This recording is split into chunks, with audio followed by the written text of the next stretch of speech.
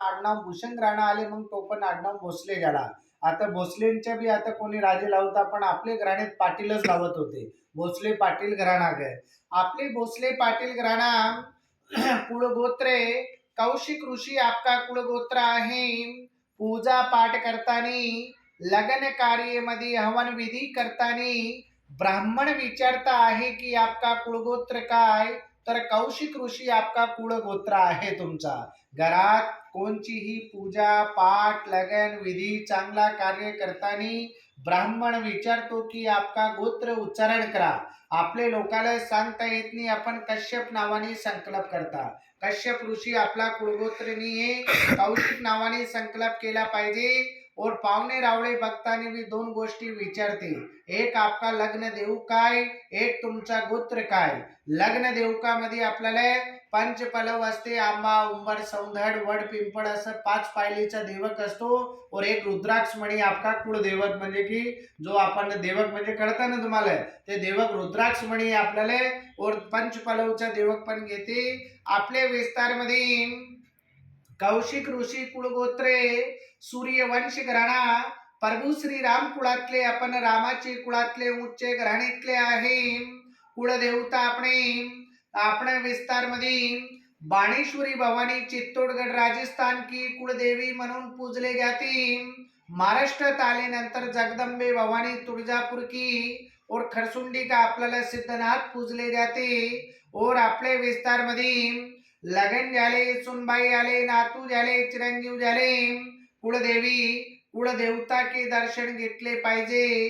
वर्षातून एकदा आपल्याला कुळदेवी के दर्शन करून यायला पाहिजे. घरात कोणताही शुभ काम झाला, चांगला कार्य झाला, तर आपल्याला कुळदेवी तुळजा भवानी और खरसुंडीचा आपल्याला सिद्धनाथ पूजले जाते. और शिखर शिंगणापूर के महादेव पूजले जाते. कुठं जाता तुम्ही देवदर्शनाला? खरसुंडीला. मग तुम्ही जुने होते, बाकी जेवढे भी भोसले आहे ना, प्रत्येक गावाला कोणाला खरसुंडीच्या सिद्धनाथ नाही. फक्त तुमचे जो करंजीचे लोक होते त्यांना आपल्याला चिकमोचे जेवढे भोसले तेच फक्त तिथे खरसुंडीला जातात. शिखर शिंगणापूर का शिखर शिंगणापूर के महादेव आपल्याला मेन पूजले जाते. और आपने जगदंबे भवानी तुळजापुर आपकी खरी कुलदेवी असती.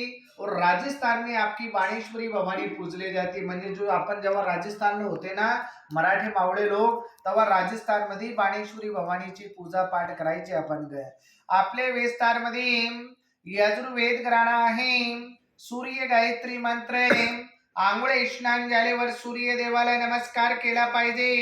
विजय शस्त्र तलवार असती. दसऱ्याची दिवशी आपल्याला तलवार पूजा यानी कटार पूजा केले पाहिजे. आपण करताना वायकल पूजा, लोखंड पूजा, तर आपल्याला शस्त्र पूजा तलवार कटारी की पूजा झाली पाहिजे. देवघर में तलवार कटार ठेवली पाहिजे. देवाचे खाली लाल वस्त्रे और झंडा आपल्याला तांबडा लाल रंगाचा शुभ आहे. आपल्याला आपल्या विस्तारमध्ये मूळ वतनदार आपण राजस्थान के उदयपुर मेवाड़ के राजघराण्यातले लोक होते. तेथून आपला विस्तारे युद्ध करत करत आपण महाराष्ट्राची चढाई केली. महाराष्ट्रामध्ये आपण वेरूळचा किल्ला पहिले जिंकले. तेथून आपल्याला भोसले परिवाराला 5 गावाचे वतनदार राजे झाले. कोल्हापूर, सातारा, तंजावर, आब्रण और नागपूर असं 5 गावाचे म्हणजे भोसले परिवार के राजे होते. त्यापैकी आपल्याला सातारा गादी होती. तेथून आपण करंजी गावाचे वतनदार झाले होते. जो हे बापू वगैरे हे सगळे शिंगणापूरचे होते, पण आपण जो करंजीचे वतनदार होते त्यांचे विस्तारमध्ये सिद्धोजीराव भोसलेंच्या विस्तारमध्ये आपला विस्तारमध्ये सटवाजीराव कोंडाजीराव का विस्तार झाले.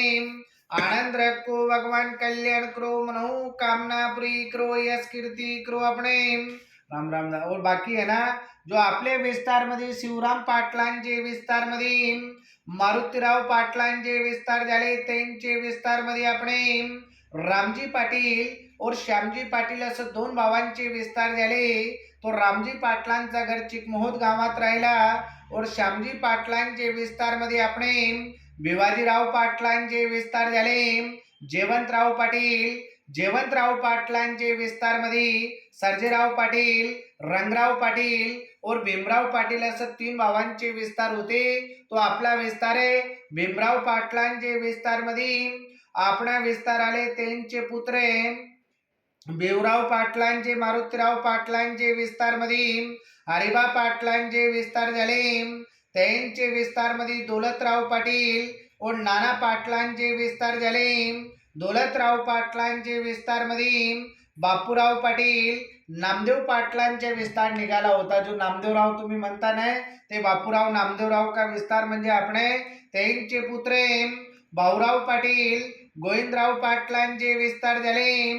आनंद रखो भगवान कल्याण करो मनहु कामना पुरी करो यश कीर्ती करो.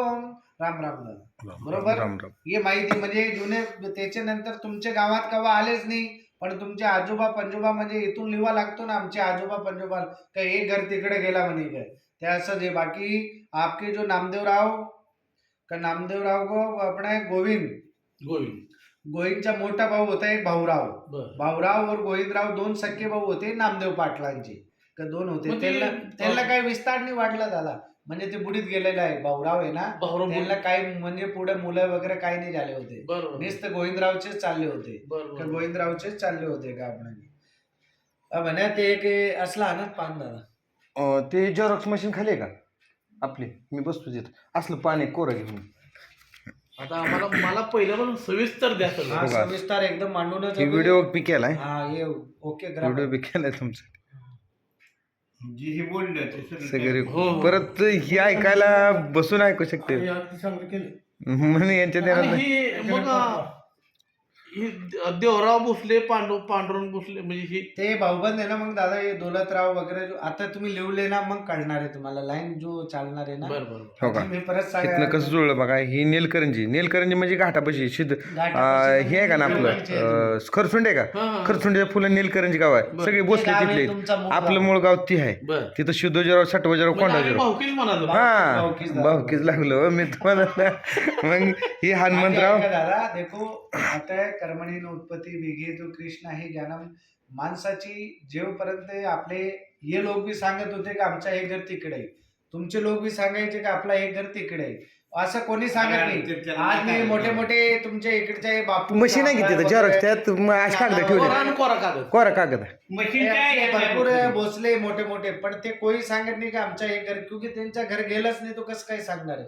ज्यांच्या घर गेलेला असतो ना आता इकडून लोक ना कोणी शेगाव कोणी परभणी कोणी हिंगोली त्या भागात बी 100-150 घर झालेले तो ते लोकांचे काही असतो की दादा के म्हणजे पण माहिती आहे की फक्त अब तुमचे वडील वगैरे कोणाकडून तुम्ही ऐकलेले का आपण चिकमोचे मग त्यांना माहिती तुम्ही खरसुंडीला केव्हा गेलेच नाही असते. पहिले कोणी तुमचे वडील वगैरे बी जात होते नाही वडील मला माहिती न वडला आजोबा वगैरे पण माझं वडीलच बघायचे आजोबा का बघायचे नाही हे दादाने बघितले पण ते बी तो राहिले असतात ना मग ते बी खरसुंडीला पहिली जात असतील पण मी माझं लग्न झाल्यापासून म्हणजे जातोय. माझं लग्न झाल्यापासून जातोय. आमचं वडील काय मागच्या 2 वर्षात वारलं बरोबर 93 होतं पण मागचं काय आहे ते आम्हाला सांगितलं आणि आम्हाला काय माहिती पडलं की आम्ही आमच्या पोरांनी सांगितलं. आता यांचं चुलत आता चुलतंय खायचं ती अजून वय 92 आहे ती सांगते तर आपला एक आमच्या आजोबाचा चुलत भाऊ एक गेलाय मग ते आलेच नाहीत परत. ही आता थांबवतो तुम्हाला माहिती कोणाकडे मिळाली नाही हो नाही मिळाली त्यामुळे अवघड झालं नाही त्यांना सांगितलं की मावदा